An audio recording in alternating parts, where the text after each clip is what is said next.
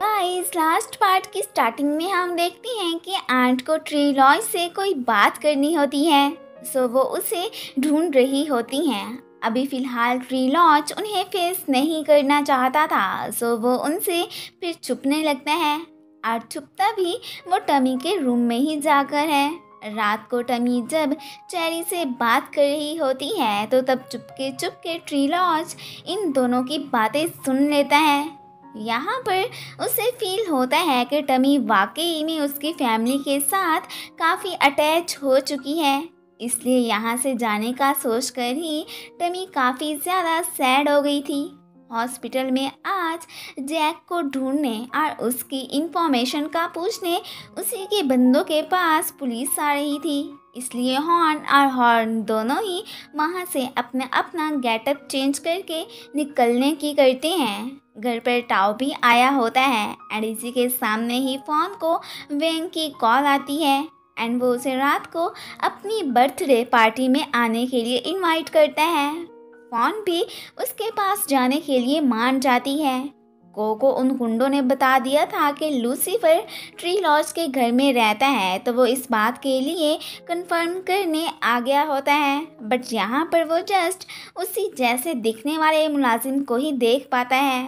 Phone तो तैयार होकर अब पार्टी में जा रही होती है एंड वो इस बारे में टाओ को भी बता देती है। वेंग ने तो आज जानबूझ के ही फ़ोन को बार में बुलवाया था क्योंकि उसके फ़ोन को लेकर इरादे कुछ ठीक नहीं लग रहे थे।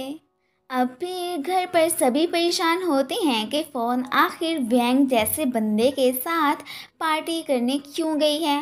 बड़ी मुश्किल से वो उस बार का पता चलाते हैं जहाँ पर वेंग ने उसे बुलवाया था। ट्री लॉज भी जानता था कि वो कोई अच्छा इंसान नहीं है। इसी बात की वजह से वो अपनी बेटी को लेकर काफ़ी ज़्यादा फिक्रमंद भी था। जिस बार में ये दोनों आए होते हैं वहाँ पर जैक के बंदे भी घूम रहे थे एंड वो यहाँ पर फ़ोन से आकर फ्लर्ट करने लगते हैं। और बस फिर इसी बात पर उनकी और वेंग की फाइट भी हो जाती है। फिर एंड टाइम पर ऊपर से ट्री लॉज टाओ और टमी भी पहुंच जाते हैं। ये गुंडे इससे पहले के टमी और फ़ोन को नुकसान पहुंचाते, ट्री लॉज उनसे पहले इनकी अच्छे से धुलाई कर देता है। अब फिर ये उनके चुंगल से बचकर वहाँ से भाग ही निकलते हैं। फ़ोन को भी अब एहसास हो गया था कि असल में उसकी फ़िक्र सिर्फ टाओ को ही है। वही उससे ट्रू लव करता है एंड वो तो उसे अपनी फीलिंग्स भी कन्फेस कर लेती है। एंड ये सब सुनकर टाओ को तो काफ़ी ज़्यादा खुशी होती है। नेक्स्ट डे कोइंसिडेंटली फोंग ट्री लॉज और लूसीफर की बातें सुन लेती है एंड उसे असलियत का पता चल जाता है कि उनके घर में लूसीफर आया हुआ है। वो अब इस बारे में मैडम को बताने जाने लगती है बट आगे से ये प्रॉब्लम के पता नहीं मॉम कहाँ चली गई हैं। ग्रैंडमा के लिए सभी परेशान हो जाते हैं। अब फिर ये लोग उनका छोड़ा हुआ लेटर पढ़ते हैं जिसमें उन्होंने सबको बताया हुआ था कि मैं अपने बेटे ट्री लॉज को ढूंढने जा रही हूँ, सो मुझे लेकर तुम लोग परेशान ना होना। ट्री लॉज परेशान तो होता है कि मैं तो यहाँ हूँ, वो मुझे कैसे ढूंढने गई हैं। फ़ोन ने तो अब वेंग की बैड पर्सनैलिटी की वजह से उससे ब्रेकअप कर लिया था। इस बात से उसे बहुत ज़्यादा गुस्सा आता है। आंट टमी को टास्क देती हैं कि आज तुम फू एंग को 9 वाला टेबल याद करवाओगी। अगर ऐसा ना किया तो फिर मैं तुम्हें बैड मॉम का टाइटल दे दूँगी। वो भी उनका ये चैलेंज एक्सेप्ट कर लेती है एंड वो तो फिर बहुत अच्छे से फू एंग को ये टेबल रिमेंबर करवाती है। अब फू एंग भी टमी से कहती है कि मैं आंट को एक शर्त पर ये टेबल सुनाऊंगी कि आपको पहले एक परफॉर्मेंस देनी होगी। अभी फ़िलहाल हमें उसकी परफॉर्मेंस के बारे में कुछ नहीं बताया गया। चेरी फिर से टमी से मिलने आई होती है। आई तो वो यहाँ पर टमी को ये बताने थी कि तुम्हारा अब यहाँ रहने वाला टास्क कंप्लीट हो चुका है, बट उससे कुछ कह नहीं पाती। अब फूइंग आंट को टेबल सुनाने से पहले टमी को अपनी परफॉर्मेंस शो कराने के लिए कहती है। अब मजबूरी में उसे फू एंग का बताया हुआ रोल प्ले करना पड़ता है जो कि सब लोगों को बहुत ज़्यादा पसंद आता है। अब फुएंग भी अपना प्रॉमिस पूरा करती है। इनकी पूरी फैमिली बहुत ज़्यादा हैप्पी लग रही होती है कि इन्हें देखकर चेरी भी खुश हो जाती है एंड वो अब इनकी लाइफ को इंटरप्ट ना ही करने का डिसाइड करती है। आंट का असल में ट्री लॉज पे क्रश नहीं था, वो तो जस्ट उसे अपने यंगर ब्रदर की तरह ही समझती थी। फोंग लूसीफर के पास आकर उससे बता देती है कि मुझे तुम्हारी रियलिटी का पता चल गया है, सो अब मैं ये मैडम को बताने जा रही हूँ। बट इस वक्त वो उसे बेहोश कर देता है एंड फिर इस सब के बारे में वो ट्री लॉज को भी बता देता है। ये दोनों इसे यहाँ छोड़कर एक बार में जाने लगते हैं जहाँ पर जैक साहब भी किसी न किसी तरह से इनका पता कराकर लूसीफर को किडनैप करने पहुँचा होता है। बार में टमी भी ट्री लॉज का पीछा करते करते आई थी, सो वो भी हुंडों के हाथों पकड़ी जाती है। अभी फिलहाल टमी को यही बताया जाता है कि tree lodge mean Sam just Lucifer का बॉडीगार्ड है एंड ये दोनों अपने गेटअप चेंज करके ही इनके घर रहने आए हुए थे। जैक तो बस जेलिसी में ही लूसीफर को बर्बाद करना चाहता था कि ये उससे ज़्यादा फेमस क्यों हो गया। अब यहाँ पर इनकी फाइट भी स्टार्ट हो जाती है। फाइनल फिर यहाँ पर पुलिस आ चुकी होती है। अब जैक साहब अपने साथियों समेत पकड़ा जा चुका था।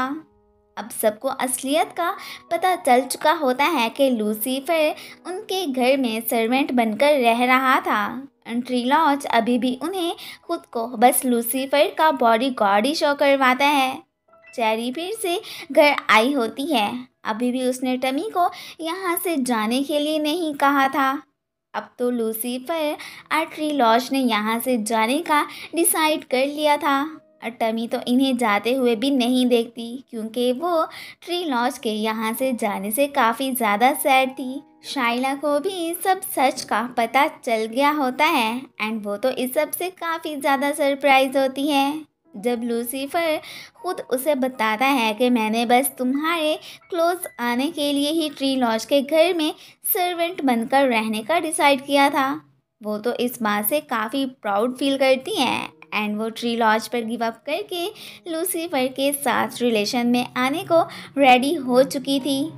फॉन अपनी फैमिली को झूठ बोलती है कि ग्रैंडमा को किसी ने किडनैप कर लिया है एंड उसे छुड़ाने के लिए कुछ मनी चाहिए। सभी उनके लिए परेशान हो जाते हैं एंड हेल्प के लिए वो ट्री लॉज को बुलाने का सोचते हैं।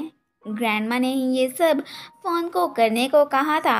अब ये उन्हें ढूंढने उन्हीं की बताई हुई प्लेस पर जाते हैं। यहाँ पर कोइंसिडेंटली वेंग जब ग्रैंडमा को देखते हैं तो वो अब इन्हें किडनैप करके इनसे मनी बटोरने का प्लान बना लेता है। इवन के उसने फू एंग को भी किडनैप कर लिया होता है एंड वो अब पूरी फैमिली के पास जाकर फू एंग के बदले में मनी मांगता है एंड ये भी बता देता है कि ग्रैंडमा भी मेरे कब्ज़े में ही है। सब उसे ग्रैंडमा को छोड़ने का कहते हैं जो कि वो मानने को तैयार नहीं था। अब फिर यहाँ पर इनकी फाइट स्टार्ट हो जाती है। अब फिर ये वेंग से सच उगलवा ही लेते हैं कि आखिर ग्रैंडमा को उसने कहाँ रखा हुआ है। सो फाइनली इन्हें ग्रैंडमा मिल ही जाती है। यहाँ पर हमें फील होता है कि ग्रैंडमा ऑलरेडी ही जानती हैं कि सैन एक्चुअली में ट्री लॉज ही है। उन्होंने लूसीफर और इसकी बातें जो चोरी चोरी सुन ली थी। अब फिर जब वो इस सब के बारे में अपनी पूरी फैमिली को बताती हैं तो सभी काफ़ी ज़्यादा सरप्राइज होते हैं, इवन के टमी भी। चेरी भी अब घर पर आ गई होती है। उसने सबको सारी असलियत का बता दिया था एंड वो टमी को इनके हवाले करके खुद अपनी बात से पीछे हट जाती है। मीन उसने ट्री लॉज से शादी करने वाला प्लान कैंसिल कर दिया था। सभी फैमिली इस बात से काफ़ी ज़्यादा खुश होती है। टमी कहीं चली गई थी तो अब सिर्फ फू एंग को ही आइडिया था कि वो आखिर कहाँ जा सकती हैं। ट्री लॉज उसे एक कैसल के बाहर जाकर देखता है तो वो वाकई में वहीं पर ही खड़ी होती है एंड अब ये दोनों ही अपनी अपनी फीलिंग्स एक दूसरे से कन्फेस करते हैं एंड ट्री लॉज फिर यहाँ पर टमी को किस भी कर लेता है।